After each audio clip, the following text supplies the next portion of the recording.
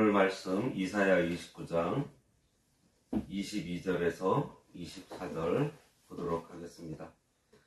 그러므로 아브라함을 구속하신 여호와께서 야곱 족속에 대하여 이같이 말씀하시되 야곱이 이제는 부끄러워하지 아니하겠고 그의 얼굴이 이제는 창백해지지 아니할 것이며 그의 자손은 내 손이 그 가운데에서 행한 것을 볼 때에 내 이름을 거룩하다 하며 야곱의 거룩한 일을 거룩하다 하며 이스라엘의 하나님을 경외할 것이며 마음이 혼미하던 자들도 총명하게 되며 원망하던 자들도 교훈을 받으리라 하셨느니라. 오늘 말씀의 제목은 마음이 혼미하던 자들도 총명하게 되며입니다. 오늘 본문은 남유다의 남은 자들에게 하나님의 축복이 임할 것에 대한 내용입니다. 여호와의 백성들을 위로하시는 말씀이에요. 이 예언의 역사적인 성취는 에스라와 느헤미야가 주도하여 이룬 예루살렘 재건으로 이루어집니다. 그리고 이것은 말세 심판 이후에 성도들이 누릴 축복에 관한 내용이기도 합니다. 22절 그러므로 아브라함을 구속하신 여호와께서 야곱 족속에 대하여 이같이 말씀하시되 야곱이 이제는 부끄러워하지 아니하겠고 그의 얼굴이 이제는 창백해지지 아니할 것이며 아브라함을 구속하셨다는 것은 하나님께서 아브라함을 우상의 땅 갈대아 우르에서 불러내서 가나안으로 인도하신 것을 가리킵니다. 그리고 야곱이 이제부터는 부끄러워 아니한다고 했어요. 참 야곱이라는 사람을 보면은 사내답지 못하고 간사하고 자기밖에 생각 못하는 참 못난 사람입니다. 그런데 이 야곱이 약복강가에서 하나님과 씨름할 때 하나님께서 자기에게 축복해 주지 아니하시면은 절대로 보내주지 않겠다 그러면서 붙듭니다. 그때 천사가 너 이름이 뭐지? 하고 물었을 때 제 이름은 야곱입니다 라고 얘기하고 그래 그러면은 그 야곱이라는 이름을 이제부터는 쓰지 말고 너 이름을 이제부터 이스라엘이라 하겠다 라고 말해줍니다. 이제부터 하나님께서 야곱을 그렇게 불러주시겠다는 거예요. 야곱은 부끄러운 이름이에요. 약탈자라는 뜻이 그 이름에 있으니 야곱아 그럴 때마다 야 약탈자야. 우리나라 말로는 깍쟁이라는 뜻이랍니다. 깍쟁이. 야 이 깍쟁이야. 어느 누군가가 내 이름이 깍쟁이여가지고 매일 야 깍쟁아 깍쟁아 그러면은 참 평생 좀 힘들겠어요. 그죠? 예. 좀 부끄러울 것 같아요. 옆에서 누가 깍쟁아 그러면은 다 쳐다보고 이 깍쟁이가 제가 사전에 찾아봤더니요 까다롭고 인색하며 자기밖에 몰라 자기 이익만 밝히고 남을 배려하지 않는 이기적인 사람을 깍쟁이라고 합니다. 깍쟁이 같은 야곱이 약복강가에서 하나님의 은혜를 입어서 이스라엘 곧 승리자라는 이름을 얻게 된 거예요. 이제 야곱의 얼굴이 창백해지지 아니할 것이라고 했습니다. 사람이 창백해질 때가 언제죠? 두려울 때 아니면 아플 때 얼굴이 창백해집니다. 그러니까 좋지 않을 때 그때 창백해져요. 그러니 이 말씀은 이스라엘 승리자의 이름을 가진 하나님의 백성들이 회복하게 될 것을 확실하게 약속해 주시는 말씀이에요. 하나님께서는 자기 백성이 범죄함으로 징계하셨지만 다시 회복하게 될 것을 약속하시고 계시는 것입니다.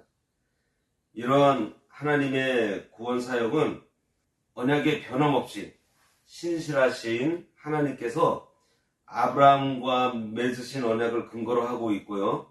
이러한 언약 관계는 야곱에 이어 그의 후손들을 통해서 성취되었고 오늘날에도 변함없이 이어져서 그리스도를 구주로 영접한 모든 성도들, 바로 우리들에게도 이 효력이 있다는 것입니다. 그래서 오늘 본문을 통해서 영적 이스라엘인 우리들은 아브라함을 그의 백성 삼으시고 축복의 땅으로 인도하셨던 여호와 하나님께서 오늘날의 우리들도 영원한 하나님의 나라로 이끄실 것을 확신해야 합니다. 아멘. 그 확신을 가지고 이제부터는 얼굴이 창백해질 만한 일로 놀라 넘어지는 그런 일이 없을 것이라는 말씀이에요. 온전히 하나님만 의지하는 사람은 마음이 든든해서 깜짝 놀랄 일이 별로 없습니다. 그러나 자기 자신 의지하고 세상 의지하면 깜짝 놀랄 일들이 여기저기서 벌어져요. 그러나 하나님만 의지하면 흔들리지 않고 꿋꿋하게 또 담대하게 걸어나갈 수 있는 것입니다. 23절 그의 자손은 내 손이 그 가운데에서 행한 것을 볼 때에 내 이름을 거룩하다 하며 야곱의 거룩한 일을 거룩하다 하며 이스라엘의 하나님을 경외할 것이며 내 손이 그 가운데에서 행한 것은 1차적으로는 하나님께서 선민 이스라엘을 모든 대적들의 압제에서 구원하실 것을 가리키고 있고요. 궁극적으로는 하나님께서 그리스도의 구속사역을 통해서 당신의 백성들을 죄와 사망의 압제에서 구원해 주실 것을 가리키는 말씀입니다. 이스라엘의 자손들이 하나님께서 행하시는 일들을 보고 하나님을 가리켜 거룩하신 분이신 줄 깨닫고 경외하게 된다는 말씀이에요. 24절에 마음이 혼미하던 자들도 총명하게 되며 원망하던 자들도 교훈을 받으리라 하셨느니라. 이 말씀은 전에 교만함으로 영적 맹인이 되어 여호와의 교훈을 멸시하며 거절하였던 자들이 하나님의 구속의 날에는 여호와의 교훈을 기쁨으로 받아들일 것이라는 말씀입니다. 이것은 장차 임하게 될 메시아 왕국의 성격을 묘사하고 있어요.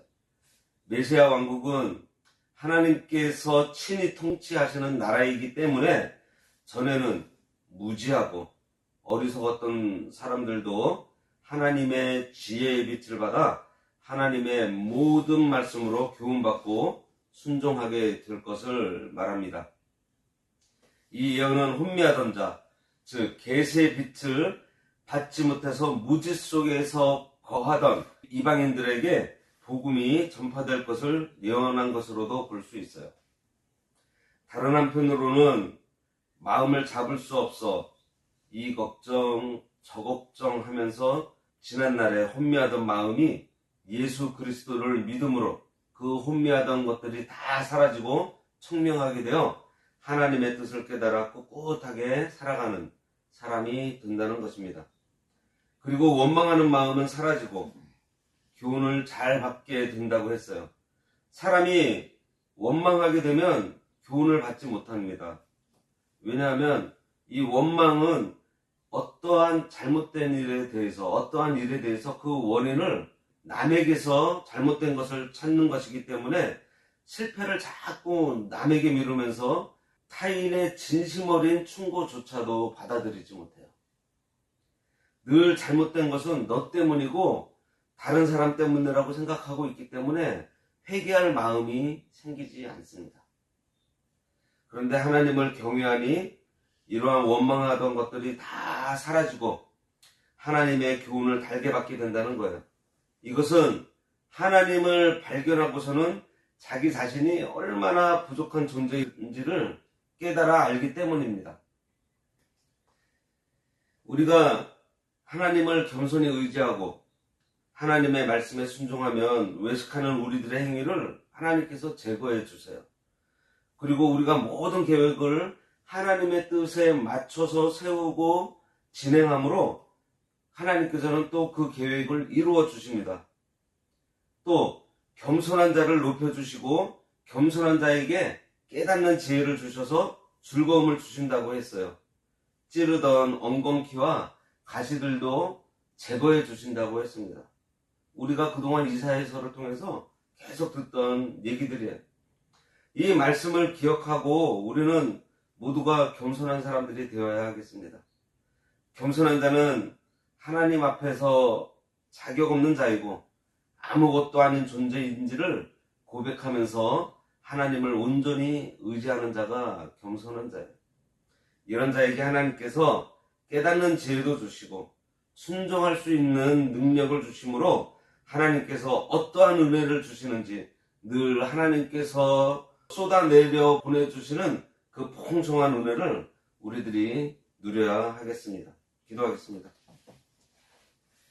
하나님 아버지, 우리가 교만해서 아버지의 말씀을 가볍게 여기고 듣지 않고 자기 생각과 지식으로 판단하다가 맹인같이 되어 보지 못하게 되어 잘못된 길을 나아가다가도 하나님께서 아브라함과 이삭과 야곱에게 하신 약속을 바라보며 돌아와 회개하여 우리 아버지 하나님을 온전히 의지하면 아버지께서 하나님의 뜻을, 이 말씀을 깨닫는 지혜와 순종하는 능력을 주셔서 하나님께서 우리를 살리신 목적대로 쓰임받는 우리 모두가 되도록 인도하여 주시옵소서. 아멘. 예수님의 이름으로 기도드리옵나이다. 아멘.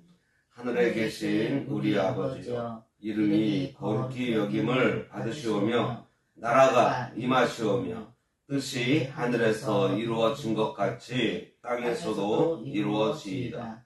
오늘날 우리에게 일용할 양식을 주옵시고 우리가 우리에게 죄 지은 자를 사하여 준 것 같이 우리 죄를 사하여 주옵시고 우리를 시험에 들게 하지 마옵시고 다만 악에서 구하옵소서.